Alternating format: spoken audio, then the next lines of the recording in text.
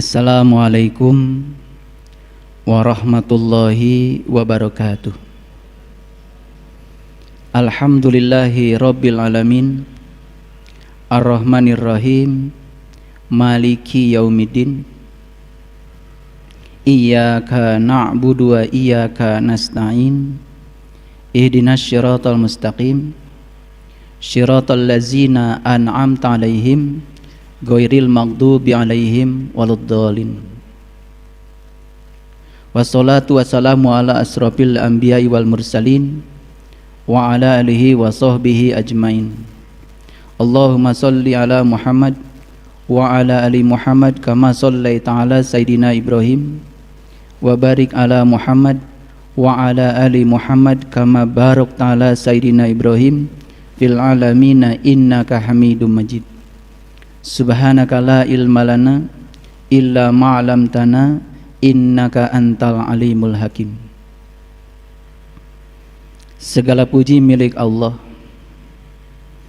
Tuhan seru sekalian alam, yang selalu mencurahkan cinta dan rahmatnya pada seluruh makhluknya.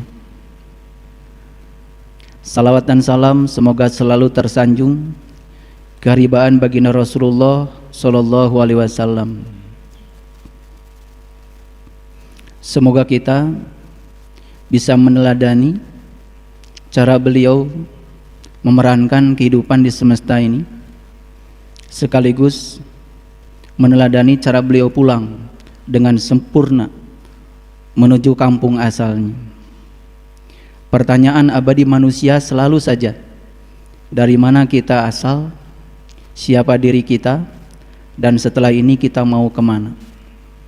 Dan pertanyaan abadi ini jarang sekali yang merenungkannya.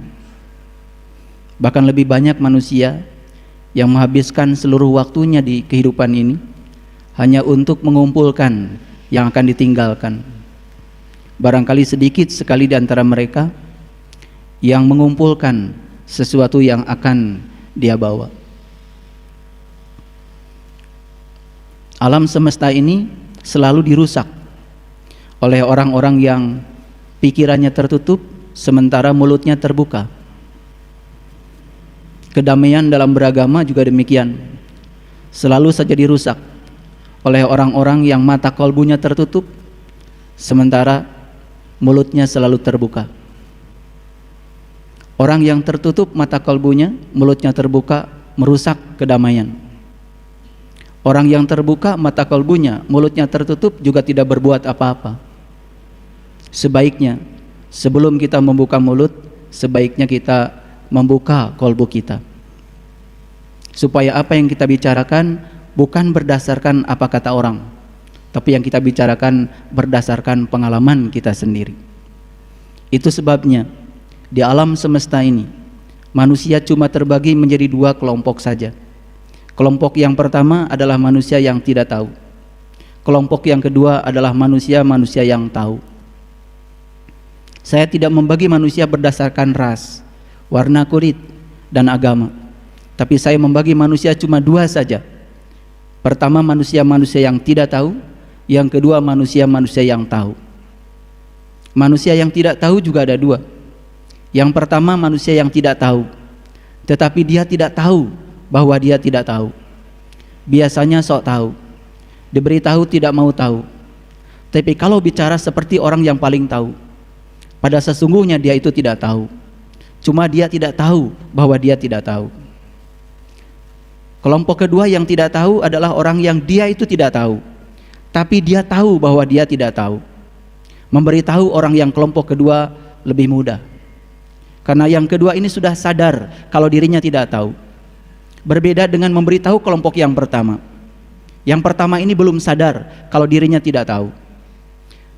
Bahkan di dalam kitab Ihya Ulumuddin bab pertama, bab ilmu, orang-orang yang tidak tahu tapi dia tidak tahu bahwa dia tidak tahu, bisa jadi kelompok ini bukan orang biasa, orang-orang yang sepertinya orang-orang terhormat di masyarakat, sering berbicara tentang kebenaran seakan-akan, padahal yang dia bicarakan baru tingkat pembenaran. Apa bedanya kebenaran dengan pembenaran? Kebenaran membebaskan perdebatan. sedangkan pembenaran selalu menghadirkan perdebatan. Jadi kalau kita masih sering berdebat dalam kehidupan beragama, itu tanda yang kita agem bukan kebenaran. Itu baru tingkat pembenaran. Itu persepsi kita sendiri. Karena kebenaran pasti membebaskan. Pembenaran justru kita akan tercebur pada kebiasaan untuk melakukan perdebatan. Akibatnya kita akan terjebak pada menang dan kalah, benar dan salah. Kelompok yang kedua adalah kelompok yang tahu. Kelompok yang tahu juga ada dua. Yang pertama, dia itu tahu, tetapi dia tidak tahu bahwa dia tahu. Dan kelompok yang kedua adalah orang yang tahu dan dia tahu bahwa dia tahu. Itu yang disebut dengan ulama. Definisi ulama sudah terstandarisasi oleh Rasulullah. Al ulama warasatul anbiya. Yang bernama ulama adalah mereka yang mewarisi ilmunya Nabi. Agama bukan soal pakaian. Agama bukan soal bahasa. Agama bukan soal bangsa. Tapi Rasulullah memberikan definisi ulama tidak didasarkan atas bangsa. Definisi ulama tidak didasarkan atas ras, tingkatan sosial. Al ulama warasatul anbiya. Yang namanya ulama, siapa saja di antara mereka yang mewarisi ilmunya Nabi. Lalu apa ilmunya Nabi? Kalau kita belajar dari Al-Quran secara jujur, di Quran surat Al-Maidah, sesungguhnya ilmunya Nabi itu cuma satu. Innama a'idukum antakumulillah. Ilmunya Nabi cuma satu. Bagaimana cara kita mencapai Allah? Itulah ilmunya Nabi. Sehingga pertanyaan abadi yang tadi itu bisa kita jawab. Siapa diri kita? Dari mana kita asal? Dan setelah ini kita mau kemana? Itu pertanyaan yang harus dijawab sekarang, bukan pertanyaan yang harus dijawab nanti. Pertanyaan man robuka, siapa Tuhanmu? Bukan pertanyaan yang harus dijawab di alam kubur yang berbentuk tanah. Tapi kuburan yang sebenarnya adalah tubuh kita sendiri. Yang terkubur adalah jiwa kita sendiri. Maka jiwa ditiupkan ke dalam tubuh kita. Di alam semesta ini tujuan cuma satu, untuk mengenali Dia, agar kita bisa pulang kepada Dia. Dalam sebuah hadis qudsi, Allah berfirman, aku adalah suatu perbendaharaan yang tersembunyi. Aku ingin agar aku dikenali. Maka aku ciptakan manusia, agar manusia mengenali aku dengan diriku. Sayyidina Ali ketika ditanya, ya Ali, apakah engkau mengenal Tuhanmu? Ya. Dengan cara apa engkau mengenal Tuhan? Lalu Ali berkata, ru'yatullah bi'ainil qalbi. Aku mengenal Tuhanku, melihat Tuhanku dengan terang mata kalbuku. Bagaimana cara engkau mengenal Tuhan? Arabtu rabbi bi rabbi. Aku mengenal Tuhanku dengan Tuhan itu sendiri. Bagaimana mungkin kita bisa merasakan rasa dan sifat dari api kalau kita tidak mendekat pada api? Bagaimana kita bisa merasakan rasa dan sifat air kalau kita tidak mendekat pada air? Kita tidak mungkin bisa merasakan dan mengetahui sifat air dan api kalau kita hanya dari jauh saja mempersepsi tentang air dan api. Kita tidak akan pernah merasakan air dari tulisan air. Kita tidak akan pernah merasakan air dari sebutan air. Kita tidak akan pernah merasakan api dari tulisan api. Kita tidak akan pernah merasakan api dari sebutan api. Begitu juga kita tidak akan pernah merasakan Allah dari sebutan Allah. Kita tidak akan pernah merasakan Allah dari penjelasan tentang Allah. Kita juga tidak akan pernah merasakan Allah dari tulisan Allah. Kita hanya akan merasakan Allah dari Allahnya itu sendiri. Lalu tujuan penciptaan manusia yang pertama yang Allah isyaratkan dalam hadis qudsi, aku adalah suatu perbendaharaan yang tersembunyi. Aku ingin agar aku dikenali. Maka aku ciptakan manusia agar manusia dapat mengenali aku dengan diriku. Lalu manusia dikasih 3 sarana. Yang pertama tubuh, yang kedua pikiran, dan yang ketiga adalah jiwa. Tubuh adalah kendaraan bagi kita untuk mengantarkan jiwa kepada Allah. Pikiran adalah sarana untuk menampung pengetahuan, dan jiwa atau kolbu sarana untuk menampung segala pengalaman rasa. Makanya saat kita dilahirkan ke alam dunia ini, kita diberi 2 keranjang yang masih kosong. Yang pertama keranjang pikiran untuk menampung pengetahuan. Yang kedua keranjang kolbu untuk menampung pengalaman rasa. Saat kita pulang nanti, keranjang pikiran harus penuh dengan pengetahuan, dan keranjang kolbu harus penuh dengan pengalaman rasa. Rasa dualitas, itulah rasa dunia. Makanya kita diajarkan untuk mengalami senang dan tidak senang. Kita diajarkan untuk mengalami siang dan malam. Kita diajarkan untuk mengalami ada dan tidak ada. Kita diajarkan untuk merasakan sempit dan senggang. Kita diajarkan untuk merasakan sedih dan bahagia. Rasa-rasa dualitas itu, semakin kaya kita merasakannya, suatu saat kita akan bisa melampaui dua pengalaman rasa itu. Saat kita melampaui dua pengalaman rasa, maka Allah mengajarkan kepada kita, saat dimana kamu telah bisa menempatkan jiwamu seperti aku menempatkan diriku di alam semesta ini, saat dimana kamu telah bisa menempatkan jiwamu dalam tubuhmu yang kecil itu, dalam alam semesta yang kecil itu, seperti aku telah menempatkan diriku di alam semesta ini, saat itulah jiwamu menjadi sama dengan diriku. Saat dimana kita sudah seperti itu, maka kita akan melihat semesta seperti Allah melihat kehidupan ini. Disitulah keikhlasan akan muncul, disitulah kepasrahan akan muncul, disitulah kesabaran akan muncul. Dan itu adalah kunci untuk kebahagiaan. Makanya masalah besar manusia cuma satu. Manusia itu sering menunda kesempatan untuk melakukan kebaikan. Oleh karena itu, maka seluruh kesempatan yang Allah berikan kepada kita, mari kita gunakan untuk mendidik jiwa kita agar selaras dengan pikiran kita, dengan tubuh kita. Saat tubuh, pikiran dengan jiwa selaras, semuanya akan mengantarkan kepada kebahagiaan yang sejati. Dalam cerita masa lalu, mungkin kita pernah mengingat cerita tentang Bima. Siapa Bima? Cerita tentang Arjuna. Siapa Arjuna? Cerita tentang Yudhistira. Siapa Yudhistira? Bima melambangkan tubuh. Makanya saat Bima ditugaskan oleh guru Drona untuk mencari air suci Kamandalu, tanpa berpikir panjang, Bima kemudian dengan perjuangan yang keras melawan ombak samudra, mencari air suci Kamandalu di tengah samudra. Apa yang terjadi dengan Bima? Di akhir perjalanan Bima mencari air suci Kamandalu, Bima menemukan perwujudan Tuhan sebagai penguasa samudra yang disebut dengan Dewa Ruci. Itu cerita simbolik masa lalu yang mengandung kedalaman bagi yang tahu. Bagaimana dengan Arjuna? Arjuna adalah lambang dari pikiran. Saat Arjuna ragu memasuki perang Kurukshetra, hadirlah seorang guru sejati yang bernama Krishna. Dengan kepandaian Krishna, lalu Krishna menjadi sais bagi Arjuna. Lalu Arjuna punya keyakinan bahwa dia bukan perang saudara, dia bukan perang melawan kakek-kakeknya, tapi dia perang melawan kebatilan. Saat itu timbul keyakinan pada diri Arjuna. Apa yang terjadi? Di akhir perjalanan Arjuna, Arjuna menemukan perwujudan Tuhan sebagai Dewa Wisnu, Sang Maha Pelindung. Itu simbolik, itu cerita simbolik.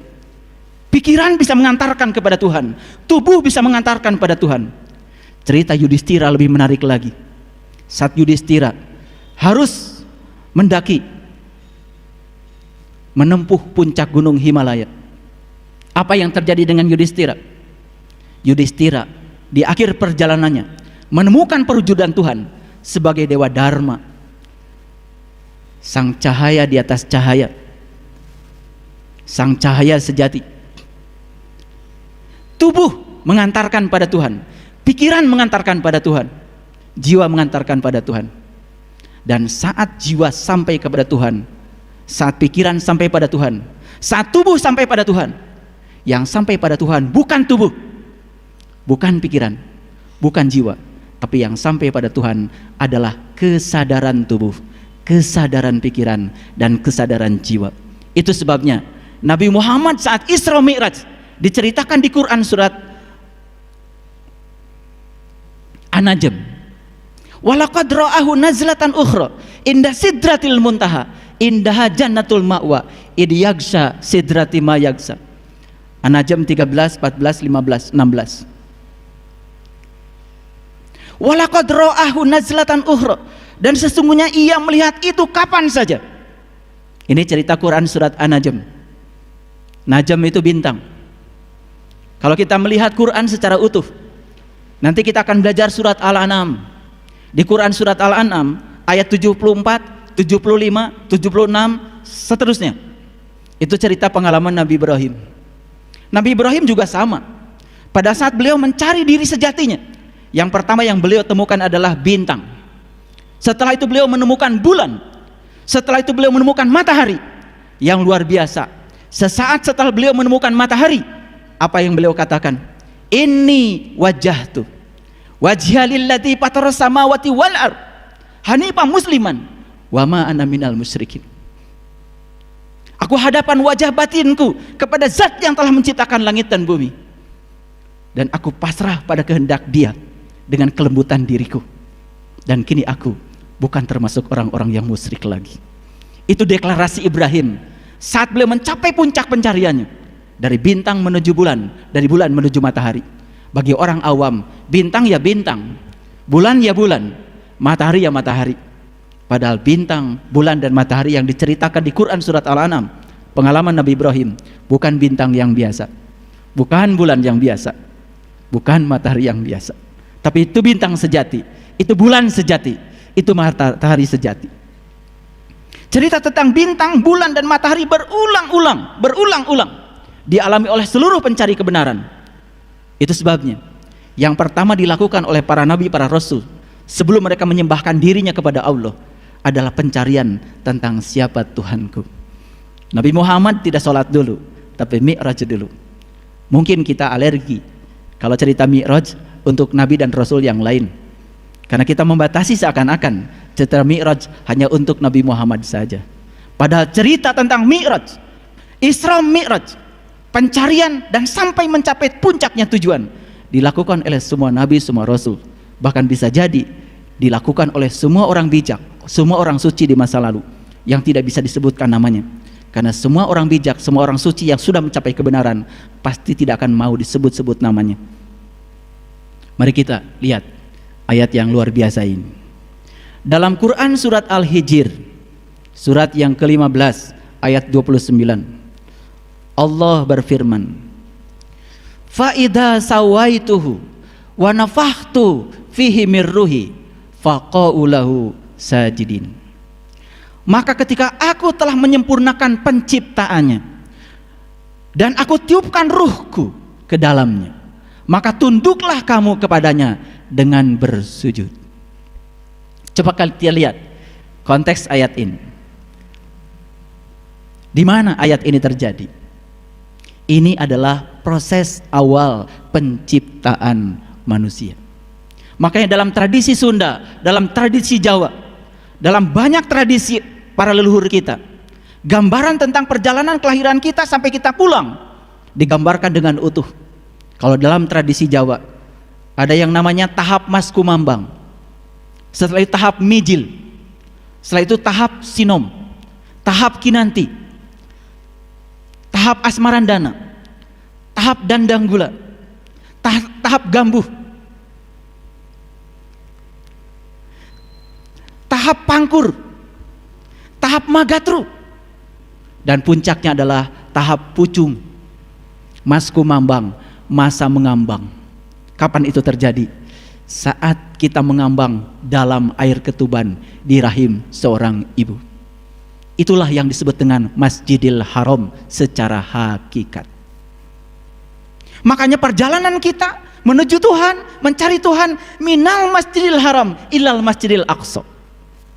Dari sejak kita di rahim seorang ibu sampai Masjidil Aqsa. Masjidil Aqsa itu bahasa Arab, artinya tempat yang jauh. Sejauh kalian mencari, di situ kalian akan menemukan yang kalian cari.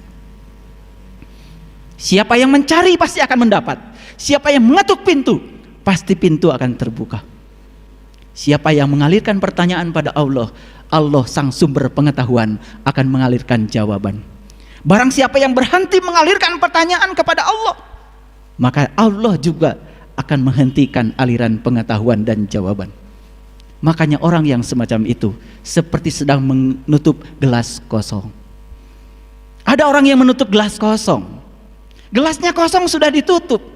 Makanya tutup dalam bahasa Inggris itu namanya cover, dalam bahasa Arab namanya kafir. Jadi kafir bukan istilah untuk menghukumi orang yang berbeda keyakinan dengan kita. Tapi kafir, kafir, kiper, koper itu bahasa yang sederhana, artinya tutup. Kafir itu bahasa kitanya tempurung. Makanya ada peribahasa seperti katak dalam tempurung. Siapa katak itu? Itu cerita simbolik. Katak itu melambangkan diri kita, yang membatasi diri kita dengan yang lain, mengkotak-kotakan diri kita dari yang lain. Makanya alangkah indahnya kalau kotak sudah berubah menjadi roda, kalau kotak sudah menjadi bulat, kalau kotak sudah menjadi lingkaran. Lihat, Ka'bah itu kotak, tapi kita tidak disuruh mengelilingi Ka'bah seperti kotak. Kita disuruh mengelilingi Ka'bah seperti lingkaran. Itu pesan simbolik yang luar biasa. Ubah olehmu kotak jadi lingkaran. Makanya banyak yang tidak sadar saat mengelilingi Ka'bah, kenapa wujudnya lingkaran. Karena lingkaran itu berasal dari satu titik, berakhir di titik yang sama. Itu melambangkan innalillahi wa inna ilaihi rajiun. Asal dari Allah, kembali kepada Allah. Makanya banyak yang lupa di semesta ini, malah pada bikin garis. Kalau garis berawal dari satu titik, berakhir di titik yang lain. Kalau lingkaran berawal dari satu titik, berakhir di titik yang sama. Dengan cara apa? Mempertahankan jari-jari. Jari-jari adalah jarak antara pusat dengan pinggiran lingkaran. Pertahankan jarak kita dengan Allah. Selalu dekat dengan Dia, selalu bertawab kepadanya. Kita akan bisa mengalami innalillahi wa inna ilaihi rajiun dengan sempurna.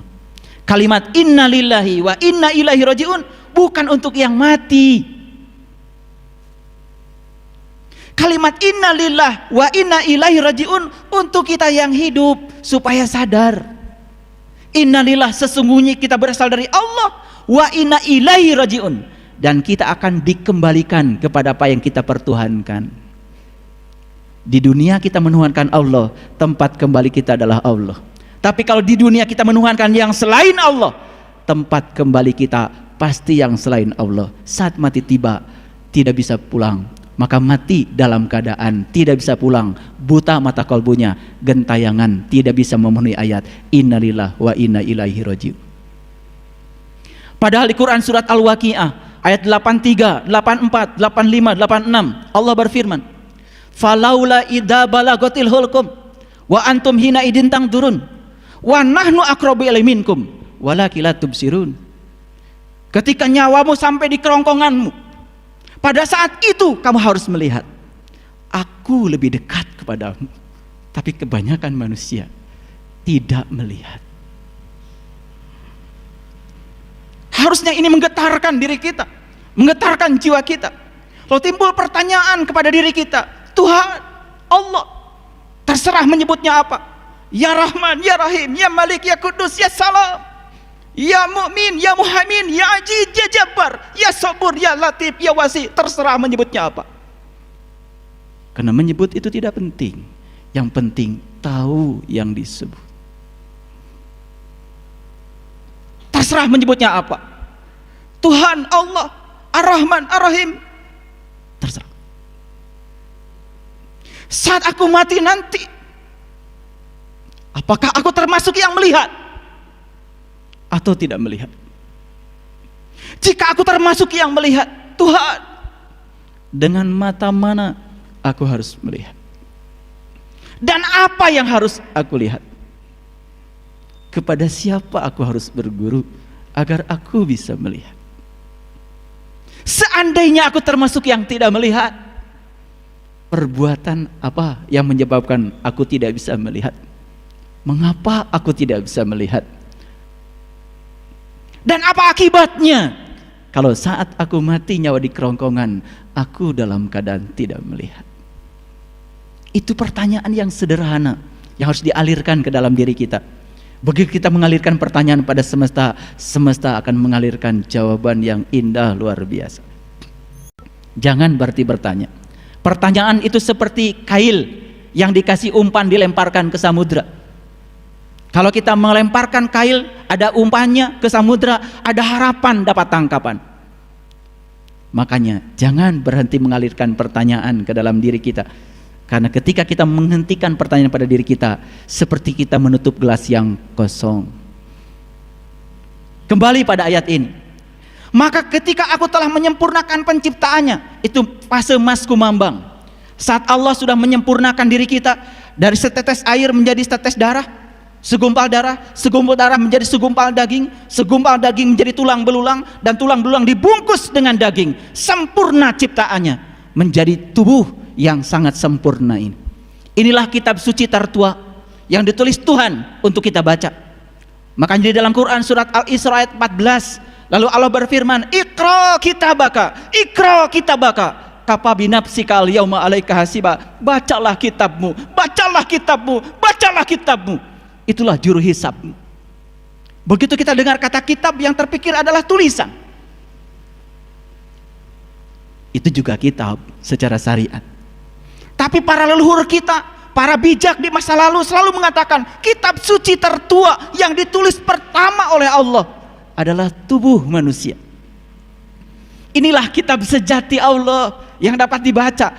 Inilah semesta kecil yang ciptakan Tuhan. Tubuh kita terdiri dari 3 unsur. Unsur materi, percikan dari materi alam semesta. Unsur pikiran, percikan dari kecerdasan alam semesta. Dan jiwa, bagian dari kesemestaan.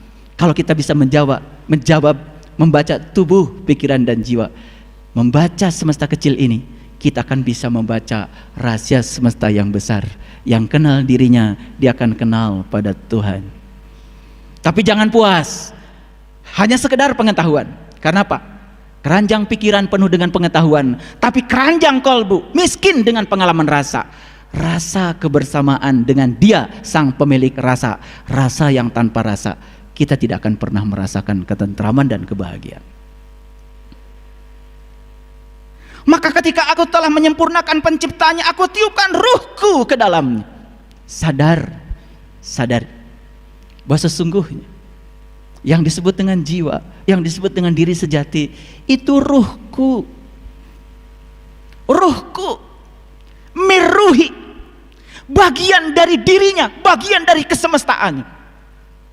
Coba kita berpikir sejenak. Kalau saya mengambil 1 tetes air dari laut, lalu kita pisahkan, apakah sama sifat 1 tetes air dengan sifat air yang satu laut? Bukankah sama? Bukan.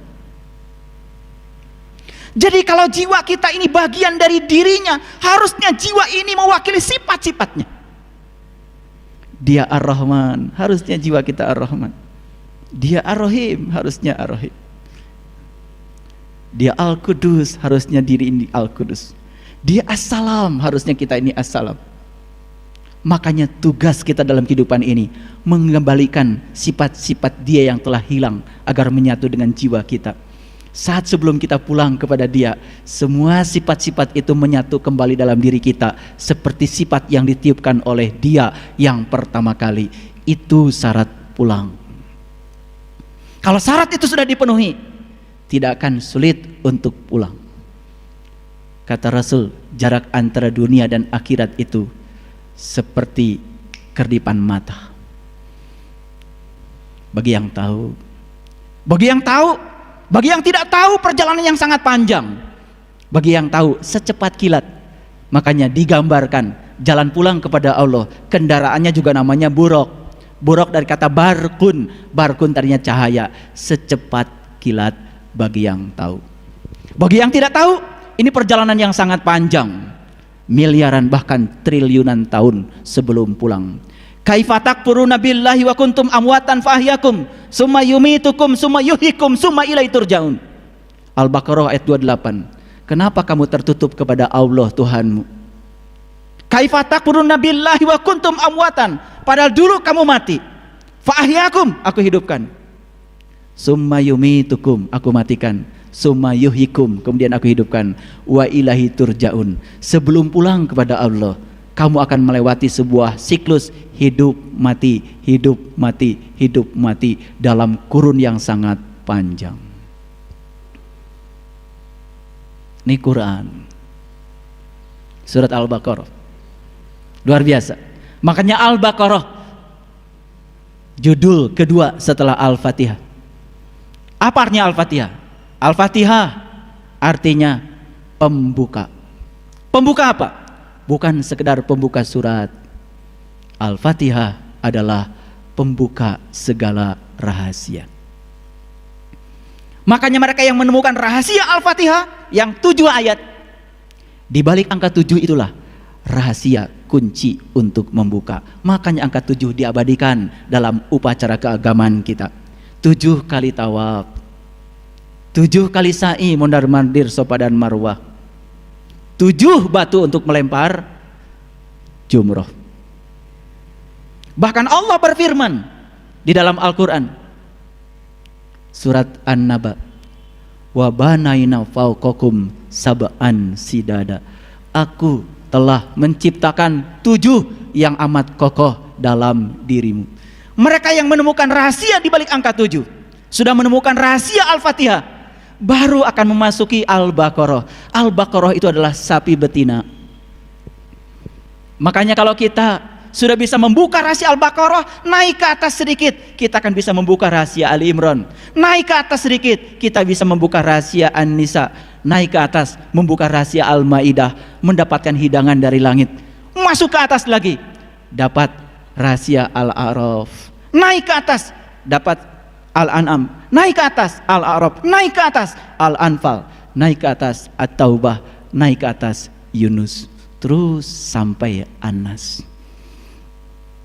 Kalau kita sudah mendapatkan rahasia 114 surat, baru kita menjadi nas, menjadi manusia.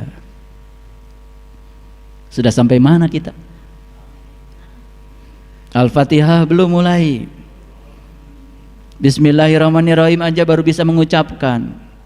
Ketika ditanya Bismillahirrahmanirrahim artinya apa? Atas nama Allah yang Maha Pengasih dan Maha Penyayang. Bagaimana mungkin Anda bisa mengatakan atas nama Allah kalau Anda nggak tahu dan kenal kepada yang Anda wakili? Ada seorang datang pada saya, Anda siapa? Saya datang ke sini atas nama Pak Gubernur, Pak. Anda siapanya gubernur? Saya bukan siapa-siapanya gubernur.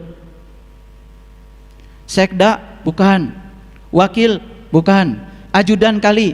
Bukan. Kenal Pak Gubernur? Enggak. Tiba-tiba datang pada suatu tempat mengatakan saya datang ke sini atas nama Pak Gubernur. Diterima apa ditolak? Ya pasti ditolak. Dalam hidup begitu serampangan kita mengatakan Bismillahirrahmanirrahim atas nama Allah yang Maha Pengasih dan Maha Penyayang. Sementara kita saat melakukan tindakan jauh dari sifat-sifat Allah yang Ar-Rahman Ar-Rahim, tapi berani-beraninya mengatakan atas nama Allah. Kata Allah, kamu ini siapanya aku? Kenal aku sudah tidak, tapi berani-berani mengatasnamakan aku. Bismillahnya sudah lulus belum? Baru bisa mengucapkan. Pada syarat untuk bisa mengatakan Bismillah, harus kenal dong sama yang diwakili. Baru mantap mengatakan Alhamdulillah. Segala puji habis untukmu. Karena apa? Kesadaran bahwa saat kita melakukan tindakan atas nama Allah, berarti kita sadar kita sedang mewakili Allah, sedang menjadi kepanjangan tangan Allah. Kalau kita sadar kita sedang mewakili kepanjangan tangan Allah, tidak perlu minta balasan saat kita berbuat baik, tidak perlu penghormatan dari orang saat kita berjasa, karena yang berjasa adalah Allah. Habis segala puji untuk Allah. Alhamdulillah. 2 kalimat itu saja kalau kita masuk ke dalam sudah sangat dalam. Kita belum kaji Al-Fatihah nih. Ini baru permukaannya saja, baru judul-judulnya. Al-Fatihah itu pembuka. Makanya temukan rahasia Al-Fatihah di balik 7 ayat. Temukan rahasia di balik angka 7. Banyak Kak yang berputar di Ka'bah 7 putaran gak sadar kenapa 7 putaran. Lari kecil dari Safa ke Marwah 7 kali, gak sadar kenapa 7. Nginap di Musdalifah, di Masy'aril Haram mengumpulkan 7 batu untuk dilempar di Mina, gak sadar kenapa 7 batu. Untuk apa melempar pakai batu dan apa yang harus dilempar? Begitu kita tidak sadar, segala aktivitas keagamaan tanpa pemahaman itu akan menjerumuskan kita pada taklid buta. Itu sebabnya belajar meyakini itu ada 3 tahap. Yang pertama merasakan dulu, setelah itu baru memahami, baru tingkatan yang ketiga meyakini.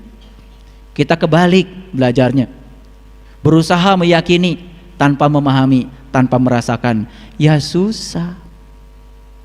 Harusnya dibalik, mulai dari merasakan, baru memahami, baru meyakini.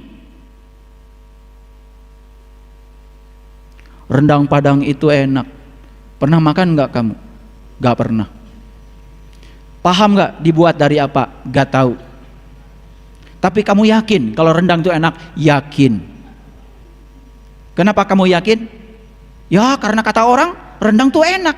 Keyakinan yang seperti ini tidak layak dipertahankan. Tapi kalau saya tanya, kamu yakin rendang Padang itu enak? Yakin. Kenapa? Tiap hari makan rendang. Kamu tahu rendang itu dia buat dari apa? Oh tahu. Cara memasaknya seperti ini. Bahkan bisa menjelaskan secara detail. Lalu keyakinan yang dibangun oleh pemahaman dan pengalaman, itulah keyakinan yang sempurna. Itu sebabnya Nabi Muhammad bersabda, malam yazuk lam ya'rib. Yang tidak mengalami tidak akan pernah bisa memahami. Ada orang yang menjelaskan Tuhan. Kalau Tuhan masih dijelaskan, yang dijelaskan pasti bukan Tuhan. Itu persepsi tentang Tuhan.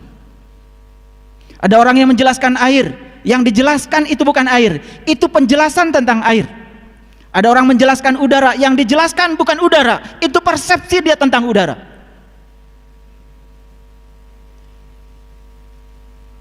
Itu sebabnya ada batasan. Tafakkaru fi khalqillah wala tafakkaru fi zatillah.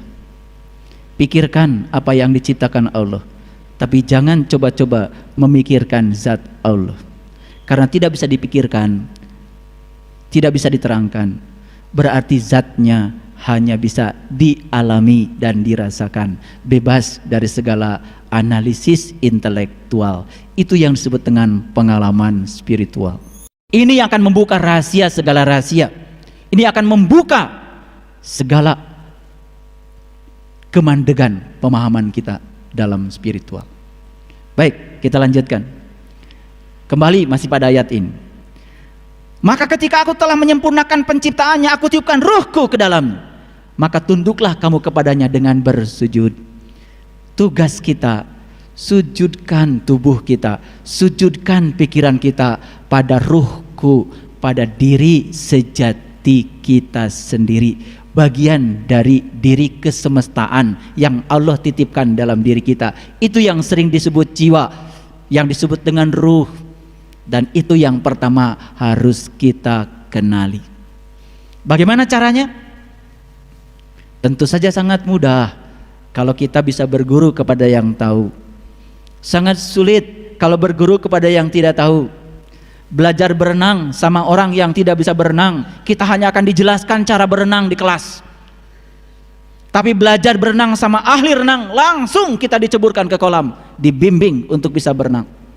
Nah, kebanyakan kita puas baca buku renang. Ada banjir repot.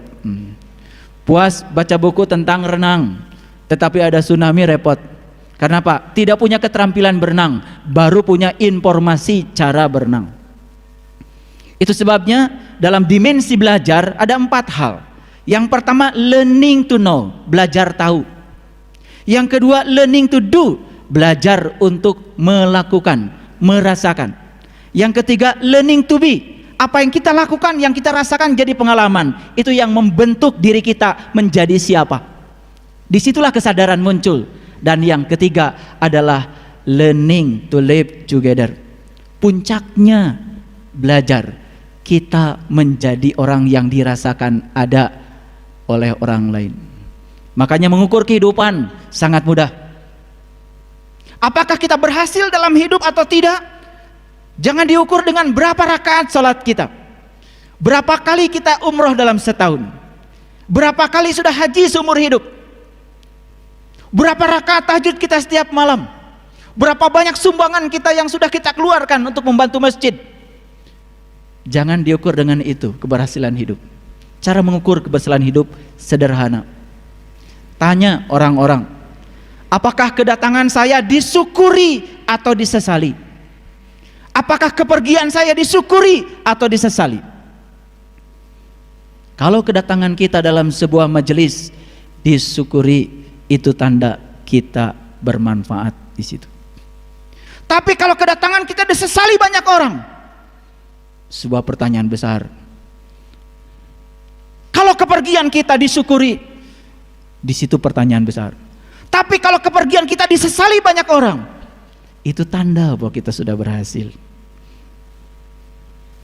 Ibnu Atha dalam kitab Al-Hikam menyatakan, kalau kalian ingin tahu salat kalian diterima atau tidak oleh Allah, tidak usah tanya Allah. Tanya saja pada dirimu sendiri. Perilaku apa yang sudah berubah setelah sholat? Kesadaran mana yang sudah meningkat ketika sudah sholat? Tanya saudara-saudara kita, nyaman gak bersama kita setelah sholat? Kalau habis sholat malah wajahnya tambah serem, orang lain tambah takut, bahkan menebarkan kebencian dan kekerasan atas nama Tuhan dan agama. Disitulah tanda bahwa sholat kita belum diakhiri dengan salam. Coba habis sholat kita kemudian membaca Assalamualaikum warahmatullahi wabarakatuh. Damai, rahmat dan berkah untuk kalian semua yang di sebelah kanan saya. Assalamualaikum warahmatullahi wabarakatuh. Damai, rahmat dan berkah untuk semua saudaraku yang di sebelah kiri saya. Apakah ucapan itu kemudian mewujud menjadi energi kedamaian, energi keberkahan, dan rahmat lil alamin bagi semesta? Kalau belum, berarti ada yang harus kita cari, di mana sebab musababnya, kenapa itu tidak terjadi. Maka tugas kita menurut ayat ini, tundukkan tubuh dan pikiran ini pada ruhku. Ruhku itu selalu berbicara. Ucapannya sangat keras mengalir dari dalam diri kita, tetapi ucapan ruhku sering kita abaikan. Tunduk dan sujud yang dimaksud di ayat ini bukan tunduk dan sujud secara fisik, tetapi apa? Ikhlaskan bahwa sesungguhnya tubuh dan pikiran ini harus mengikuti kehendak sang jiwa yang ada di dalam diri. Makanya tubuh dan pikiran seperti kendaraan dan supir. Siapa penumpangnya?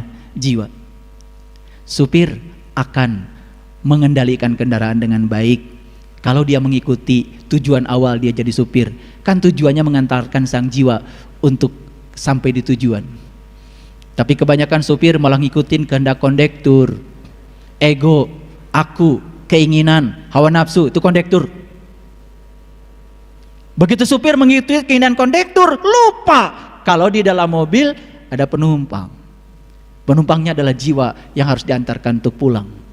Makanya saat dimana jiwa harus pulang, jiwa tidak siap untuk pulang. Dalam tradisi Jawa tadi ada Mas Kumambang, ada Mijil, ada Sinom, ada Kinanti, Asmarandana, Dandang Gula, Gambuh dan Danggula, terus sampai Pucung. Awalnya Mas Kumambang, akhirnya Pucung. Mas Kumambang masa mengambang di rahim ibu. Itulah hakikatnya Masjidil Haram. Di mana Masjidil Aqsa? Saat kita lahir ke alam dunia, sebelum Pucung. Pucung itu pocong. Pocong itu tubuh yang tidak bernyawa. Sebelum fase itu kita akhiri, kita harus sampai di Masjidil Aqsa, tempat yang jauh, agar kita bisa Mi'raj. Kata Mi'raj dijelaskan di Quran surat Al-Ma'arij, tapi kata Mi'raj secara letterlock itu kita bisa ditemukan dalam kesusastraan Arab. Apapun intisarinya, tapi Mi'raj adalah proses penemuan dari sebuah pencarian. Dan itulah yang dilakukan oleh para nabi, para rasul, para sunan, para wali, para bijak, para suci di masa lalu untuk menemukan kebenaran sejati. Dan itu yang harus kita tiru, proses yang harus kita tiru. Sahabat-sahabatku yang dirahmati Allah. Lalu di Quran surat yang selanjutnya, yaitu di Quran surat Al-A'raf, surat yang ke-7 ayat 172. Al-A'raf itu tempat yang tinggi. Tempat yang tinggi adanya di mana? Ada dalam diri kita. Makanya Al-A'raf itu nomor 7 suratnya. Kenapa? Cocok dengan Quran surat An-Naba. Wa banaina faqakum sab'an sidada. Aku telah menciptakan di atasmu 7 yang amat kokoh. Makanya bagian yang paling penting dari manusia adalah dari sini ke atas. Karena apa? Dari sini ke atas ada yang 7. 1, 2, 3, 4, 5, 6, 7. Yang 7 ini dikelompokkan menjadi 4. Pendengaran, penglihatan, pernapasan, dan pembicaraan. Makanya Sunan Kalijogo menggubah lagu judulnya Gundul Gundul Pacul. Begitu kita bicara kata gundul, yang terpikir oleh kita apa? Rambut yang pelontos, kepala yang pelontos gak ada rambutnya. Padahal Sunan Kalijogo itu wali, sunan, orang bijak di masa lalu. Gak mungkin cerita yang gak penting. Pesan apa di balik itu? Gundul pacul. Mana pacul? Pacul itu bahasa Jawa, papat kang ucul. Mana yang papat? Pendengaran, penglihatan, pernapasan, dan pembicaraan. Papat kang ucul. Yang 4 gak usah digunakan lagi. Begitu yang 4 tidak digunakan, itu yang disebut dengan mati sak jroning urip. Ini bukan soal pergi tubuh kita. Ini adalah perjalanan jiwa dari tubuh. Ini namanya perjalanan spiritual. Ini perjalanan haji secara hakikat menuju Baitullah yang sejati. Makanya Allah berfirman dalam hadis qudsi, langit dan bumi tidak akan cukup menampung zatku, tapi kalbunya orang yang beriman, itulah sebenar-benarnya rumahku. Lalu beliau berfirman dalam Al-Quran, inna awala baitin wudi'a linnas lalladzi bibakata mubarakah. Rumah pertama yang aku bangun untuk manusia adalah Bakah al-Mubarakah. Secara syariat Bakah itu adalah Ka'bah, tapi secara hakikat Bakah bukan Ka'bah. Tempat yang tersembunyi ada di dalam diri, sebuah lokus yang sediakan Tuhan untuk proses pertemuan kita dengan Dia. Disitulah kita perlu guru yang bisa membimbing kita meniti ke dalam diri. Makanya dalam Quran surat Al-Kahfi ayat yang ke-17 Allah berfirman, Mayahdillahu falamud wa mayahdillahu fahuwal muhtadi wa mayudlil falan tajidalahu waliya mursidan. Mayahdillahu fahuwal muhtadi. Barang siapa yang dikehendaki Allah mendapatkan petunjuk, pasti akan mendapatkan seorang penunjuk jalan. Tapi barang siapa yang tidak dikehendaki Allah untuk mendapatkan petunjuk, sampai mati tidak akan bertemu dengan seorang walian mursidan. Wali itu teman, mursid itu guru. Teman yang bisa dijadikan guru, yang bisa membimbing kita meniti ke dalam diri, menemukan jawaban atas pertanyaan, siapa diri saya, dari mana saya asal, dan kemana saya akan pulang. Dan pertanyaan itu pertanyaan abadi yang harus kita cari jawabannya sekarang, bukan nanti. Salat itu di dunia, salat itu mengingat Allah. Bagaimana kita bisa mengingat Dia kalau kita belum tahu dan kenal kepada Dia? Itu sebabnya kata liko dalam Quran, liko. Susah cari terjemahnya dalam bahasa Indonesia, kecuali satu dalam bahasa Arab. Liko artinya jumpa. Suka atau tidak suka, kata liko harus diterjemahkan jumpa. Proses perjumpaan dimensinya seperti apa? Saya tidak bisa menjelaskan, karena itu harus dialami langsung oleh yang bersangkutan. Karena spiritualitas tidak bisa diwakilkan. Ada seorang murid bertanya pada guru, "Guru, tolong jelaskan padaku bagaimana engkau berjumpa dengan Tuhan?" Apa kata guru yang bijaksana? Silakan berdiri, nak. Kamu pergi ke toilet. Tolong wakili, saya mau kencing. Apa jawaban murid itu? Guru, bagaimana mungkin saya bisa mewakili guru kencing? Karena kencing itu urusan sendiri-sendiri. Kencing saja urusan sendiri-sendiri dan tidak bisa diwakilkan. Hal yang sangat sepele. Bagaimana mungkin pertemuan dengan Tuhan bisa diwakilkan dan dijelaskan? Kamu hanya akan bisa merasakan sendiri saat kamu punya keinginan untuk menjumpainya.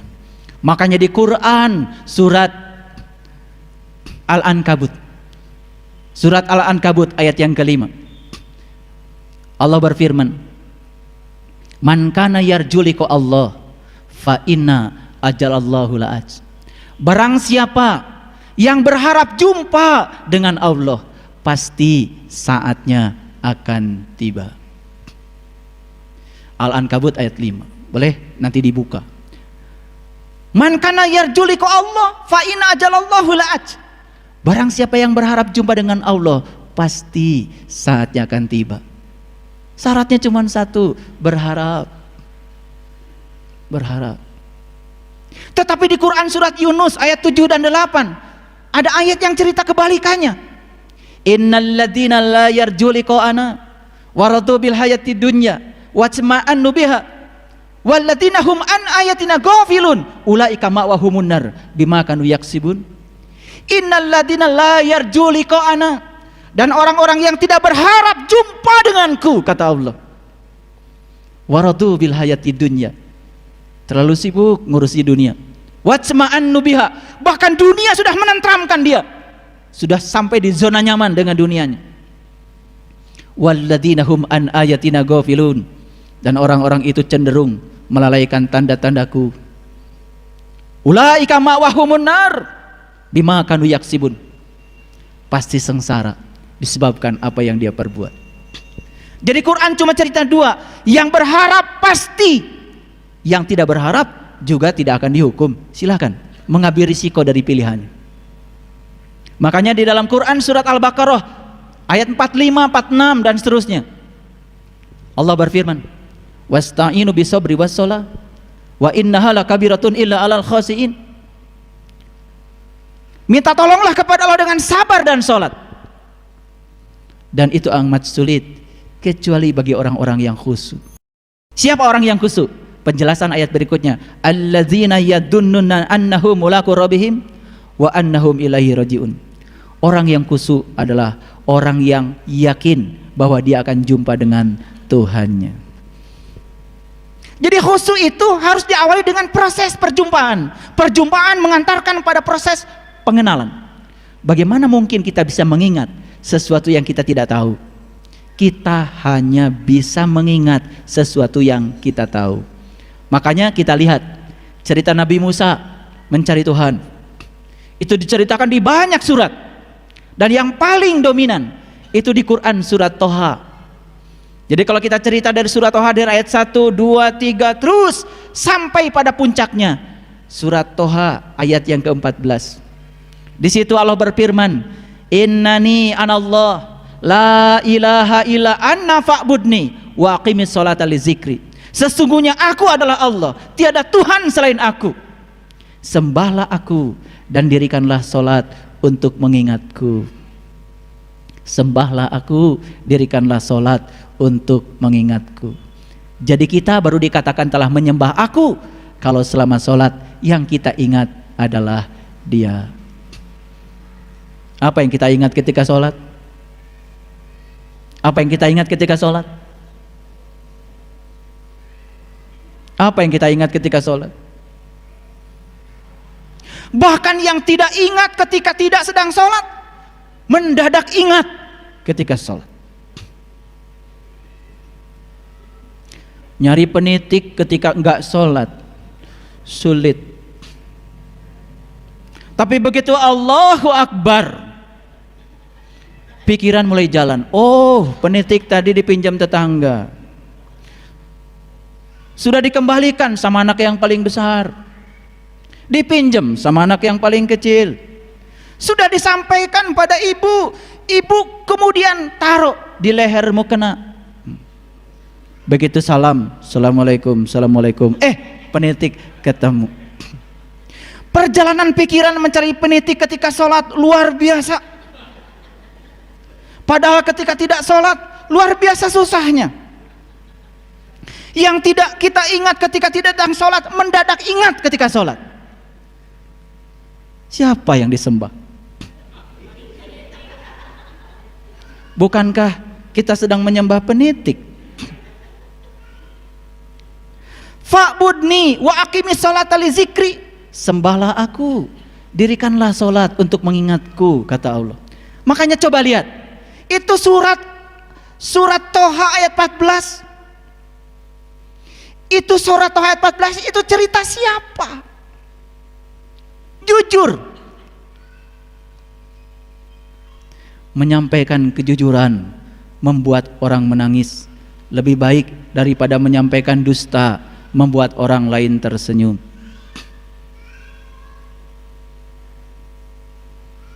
Huriyatul fikri wa huriyatul irada, kata Nabi.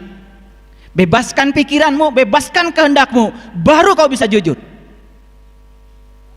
Pikiran yang sudah banyak kepentingan, kehendak yang sudah ditumpangi oleh banyak keinginan, pasti tidak jujur. Menyampaikan kejujuran terkadang membuat orang lain menangis, tapi itu lebih baik daripada menyampaikan dusta membuat orang lain tersenyum. Berat memang bicara jujur itu. Pasti akan dihantam oleh orang-orang yang tidak jujur. Jadi kata Allah di dalam Quran surat Toha, kalau kita baca dari ayat 1, ayat 2, ayat 3, ayat 4 terus sampai ayat 14. Di situ cerita siapa? Itu cerita perjalanan Nabi Musa. Nabi Musa mencari Tuhan.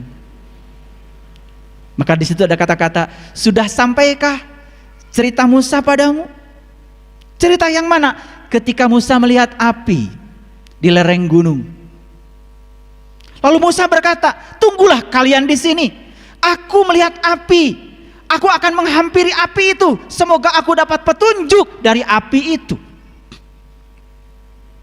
Saat Musa mendekati api, kemudian api itu berkata, hai Musa, sesungguhnya aku adalah Tuhan. Jangan takut Musa, masuklah kamu ke Al-Muqaddasitua, lepas kedua terompahmu. Itu Quran. Ketika Musa melepaskan kedua terompahnya, melampaui segala dualitas dunia ini, masuk di Al-Muqaddasitua, masuk di Sidrah Al-Muntaha, di puncak kesadaran yang tertinggi.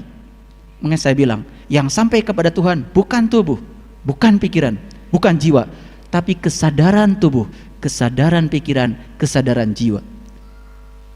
Bagaimana mungkin jiwa diantarkan pada Tuhan? Oh, jiwa sudah bersama dengan Tuhan? Bagaimana mungkin pikiran diantarkan pada Tuhan? Pikiran sendiri percikan dari kecerdasan Tuhan. Bagaimana mungkin tubuh diantarkan pada Tuhan? Tubuh sendiri bagian dari semesta, bagian dari dirinya Tuhan. Yang akan sampai pada Tuhan adalah kesadaran tubuh, kesadaran pikiran, kesadaran jiwa. Makanya belajar agama itu belajar sadar. Banyak yang tidak sadar ketika sedang sholat, tidak sadar ketika sedang ngaji. Banyak juga yang tidak sadar ketika sedang makan. Makanya banyak orang-orang bijak hanya mengajarkan kesadaran dalam hidup ini. Subhanallah.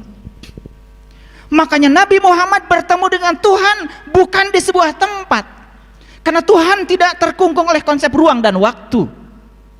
Indah Sidratil Muntaha, di puncak kesadaran yang tertinggi. Makanya tugas kita apa?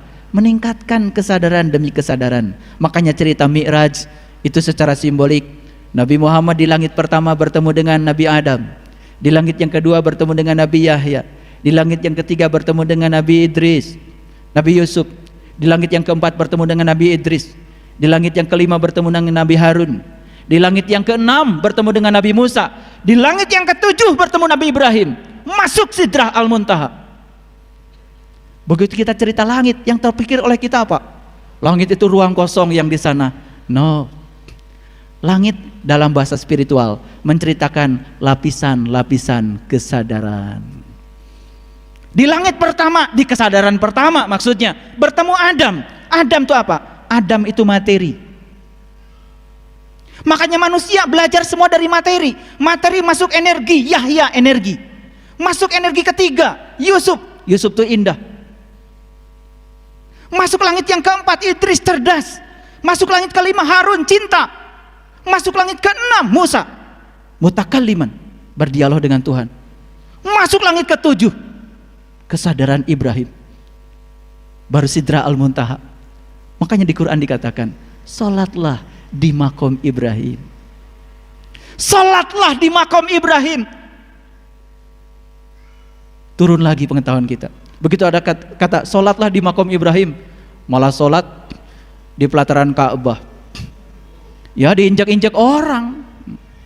Salah pembimbing itu. Maqamu Ibrahim musalla dalam Quran. Maqamu Ibrahim musalla.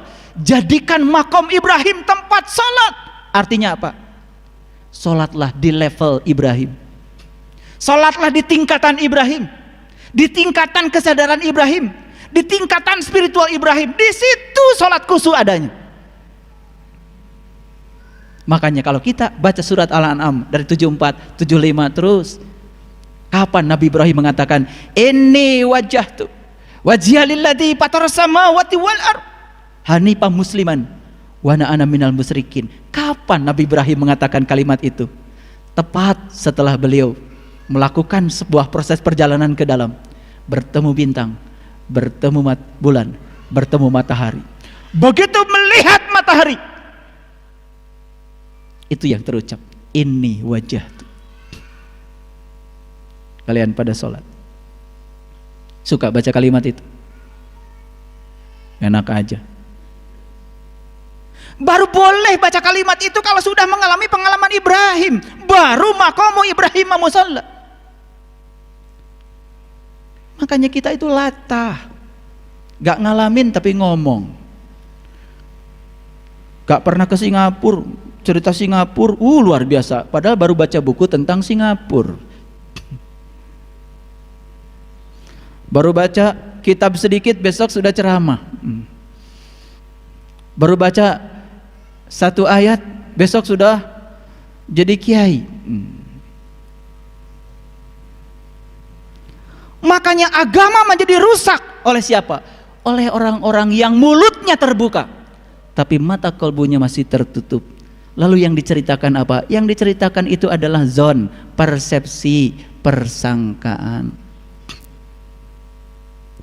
Kita lihat di dalam Quran begitu jelas Allah berfirman seperti ini.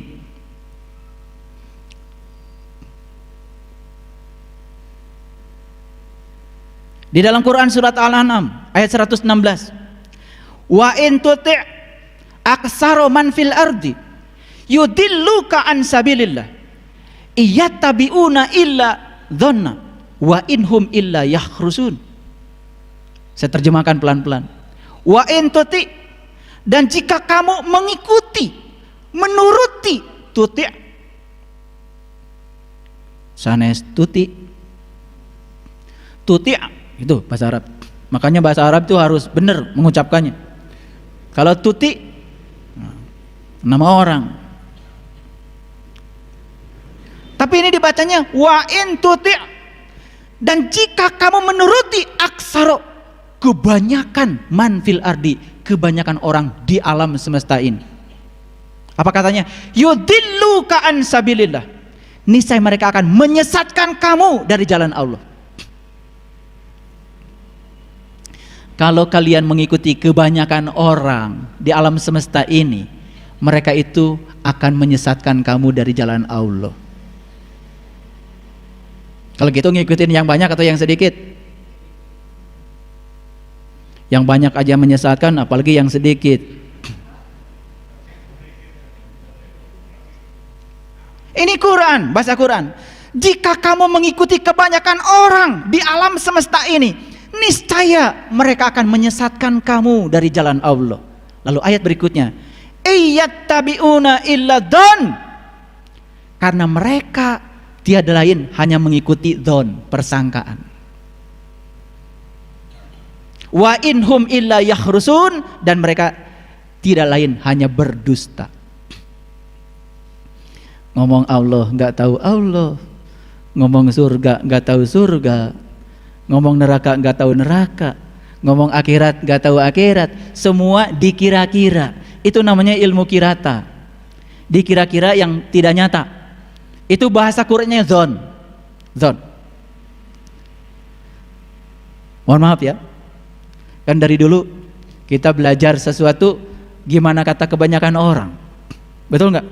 Kalau ditanya apa sih iman itu, jawabannya iman kan percaya. Coba kumpulkan 100 orang di riset, ditanya iman itu apa, pasti jawabnya sama, iman itu percaya. Padahal kata Nabi, al iman tasdikun bil qalbi wa ikrarun bil lisan wal amalun bil arkan. Iman itu pembenaran oleh kalbu, baru diikrarkan dengan lisan, baru nyata menjadi tindakan. Iman dimulai dengan kalbu. Sekarang tanya lagi, apa itu kalbu? Kata Allah dalam hadis qudsi, langit dan bumi tidak akan cukup menampung zatku, tapi kalbunya orang yang beriman, itulah sebenar-benarnya rumahku. Jadi kalau iman yang sebenarnya mulai dari kalbu. Makanya karena kalbu itu baitullah, berarti kita tugas pertama ingin jadi orang yang beriman, meniti ke dalam kalbu. Baitullah itu bahasa Arab, artinya rumah Allah. Setiap rumah ada pintunya, setiap pintu ada kuncinya. Makanya ditugaskan para rasul, ditugaskan para nabi untuk menebarkan kunci, untuk membuka pintu kalbu. Kalbunya ada pada diri setiap orang. Kalau kita sudah tahu kuncinya, maka kita bisa membuka segala loker yang di dalamnya berisi rahasia tentang hidup kita. Dan ketika kita menemukan jawaban atas semua rahasia tentang hidup, tidak ada lagi musibah dalam hidup. Hidup menjadi serangkaian berkah yang luar biasa. Makanya yang datang dalam hidup selalu dua, yang satu berkah, yang satu musibah. Ada orang dapat berkah bahagia, biasa. Ada orang dapat musibah sedih, itu juga biasa. Tapi ada orang yang dapat musibah, dia ubah menjadi berkah, itu yang luar biasa. Pilih mana? Pilih berkah, pilih musibah? Kan yang luar biasa tadi, yang dapat berkah bahagia itu biasa, yang dapat musibah sedih itu biasa, sama biasanya. Yang luar biasa siapa? Yang luar biasa tuh yang dapat musibah diubah menjadi berkah. Pilih mana? Mau jadi orang biasa atau luar biasa? Bingung ya? Bingung nggak? Supaya nggak bingung, jawabannya gini: yang berkah tingkatkan dengan pemahaman menjadi tambah berkah. Yang musibah ubah menjadi berkah dengan kecerdasan dan pengetahuan. Disitulah perlunya ngaji diri. Ngaji diri itu mahal. Kalau ngaji Quran, ngaji biasa gampang. Tapi ngaji diri ke dalam diri, menemukan hakikat kehidupan, itu yang mahal, karena pelakunya kita sendiri. Mau jadi orang luar biasa? Yang berkah ubah menjadi tambah berkah, yang musibah ubah menjadi berkah. Kapan itu terjadi? Seandainya kita sudah bisa menempatkan jiwa dalam diri kita seperti Tuhan menempatkan dirinya di semesta. Kenapa? Tuhan menempatkan dirinya di semesta, melihat setiap peristiwa dengan segala sudut pandang, karena Dia Maha Tahu. Karena Dia Maha Tahu, melihat segala sesuatu dari segala sudut pandang. Apa yang terjadi? Begitu segala sesuatu dilihat dari segala sisi, maka Tuhan yang Maha berbicara mengubah diri menjadi Tuhan yang Maha diam. Tuhan yang Maha berbicara dengan pengetahuannya yang luar biasa mengubah diri menjadi Tuhan yang Maha diam. Dalam diam beliau memahami semuanya. Biarkan semua hamba-hambaku berproses dalam ruang dan waktunya masing-masing. Tidak ada hambaku yang salah, tidak ada hambaku yang benar. Semua sedang berproses dalam ruang dan waktunya, dan pada saatnya hamba-hambaku pasti pulang kepadaku. Tanpa justifikasi, tanpa penilaian, Tuhan menerima semua dengan penuh cinta dan kasih. Sudah begitu kita.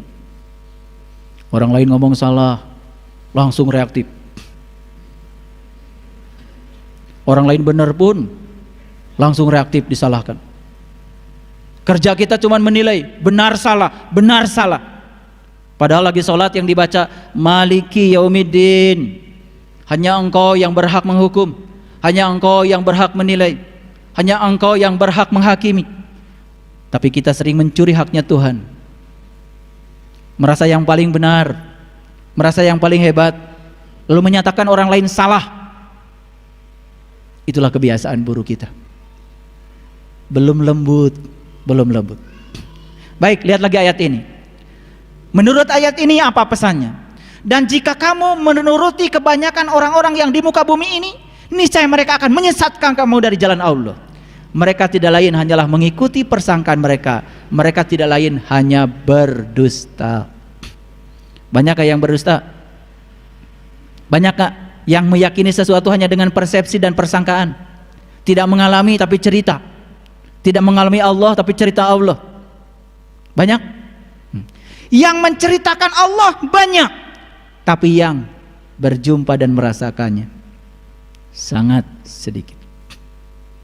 Saya tunjukkan satu ayat lagi. Itu baru Quran surat Al-An'am. Ya, di ayat yang lain Allah berfirman. Di Quran surat Yunus, ya, ayat yang ke-36. Ada firman Allah yang persis sama seperti itu. Lihat ayat ini. A'udzubillahi minasyaitonirrajim. Bismillahirrahmanirrahim.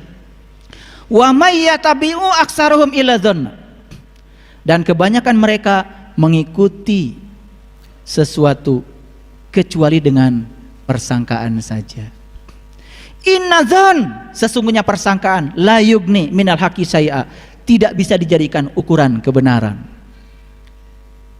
Persangkaan itu adalah pembenaran. Pembenaran cirinya apa? Pembenaran biasanya menimbulkan perdebatan. Sesuatu yang dialami sendiri itu adalah kebenaran. Makanya gunakan pacul supaya kita tidak gundul. Makanya gundul, pacul. Yang gundul, kolbunya nggak ada rasa, kepalanya, pikirannya nggak ada pengetahuan, gundul. Ujungnya apa? Pasti hidupnya gembelengan. Gembelengan tuh nggak karu-karuan. Makanya gundul, pacul, gembelengan. Nyunggi, wakul, gembelengan. Wakul tuh bakul, tempat menyimpan makanan. Makanan itu apa? Lambang dari amanah. Orang yang seperti itu, yang gundul, iman gak ada, ilmu gak ada, pikiran kosong dengan pengetahuan, kolbu kosong dengan pengalaman rasa, saat dititipi amanah pasti gembelengan. Wakul ngelimpang, bakulnya pasti akan terbalik. Akibatnya jadi berantakan. Dunianya berantakan, akhiratnya berantakan. Hidupnya berantakan. Berasal dari mana hidup yang berantakan? Pikiran yang berantakan. Kenapa? Pikiran menampung pengetahuan. Pengetahuan yang baik akan menghasilkan persepsi yang baik. Persepsi yang baik akan menimbulkan sikap yang baik. Sikap yang baik akan menghasilkan tindakan yang baik. Tindakan yang baik pasti akan menimbulkan kebaikan. Itu sebabnya para bijak di masa lalu menyatakan, perenungan harus menghasilkan doa. Doa harus menghasilkan iman. Iman harus menghasilkan cinta. Cinta harus menghasilkan pelayanan. Pelayanan akan berujung kedamaian.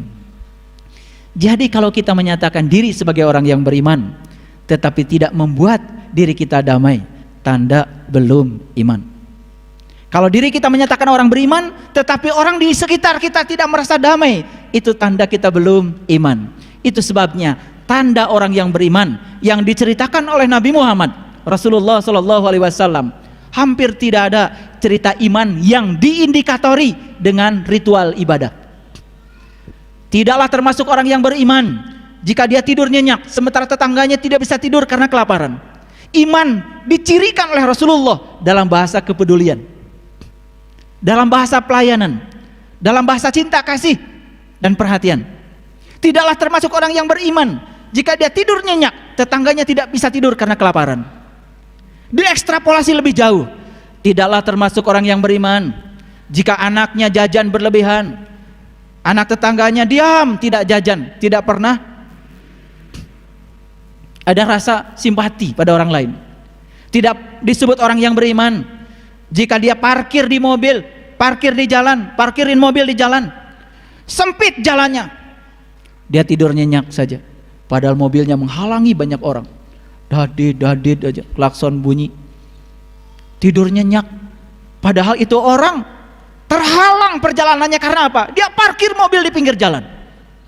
Jadi saya setuju kalau ada Pemda yang menyerukan setiap orang beli mobil syaratnya harus punya garasi. Ini menuju iman ini. Karena banyak sekali yang parkir mobil di jalan tidur nyenyak padahal menghalangi orang. Itu ekstrapolasi dari hadis tadi, tidak termasuk orang beriman.